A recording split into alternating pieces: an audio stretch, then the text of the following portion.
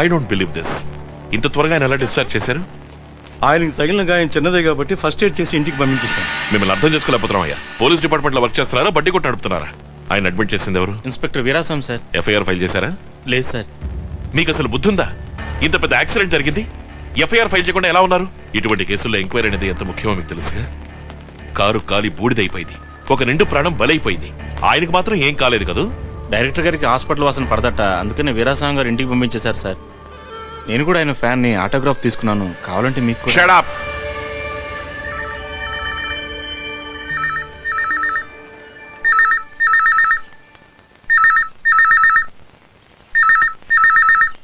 అమ్మా, phone ring అవుతుంది, తీయచ్చు కదా. Hello, mister Rana. ఒక్క నిమిషం. హలో, నేను సిబిఐ ఆఫీసర్ కాళిదాసుని మాట్లాడుతున్నాను. మిస్టర్ రాణా ఉన్నారా? ఆయన లేరండి. మీరు ఆయన భార్యనని చెప్తుంటారు. ఇంటికి ఎప్పుడు వస్తారండి? పాలవాడు వచ్చేప్పుడు వస్తుంటారు, పేపర్ వాడు వచ్చేప్పుడు వెళ్ళిపోతుంటారు. ఏమని చెప్తా, ఆయన మొహం చూసి 3 నెలలైంది.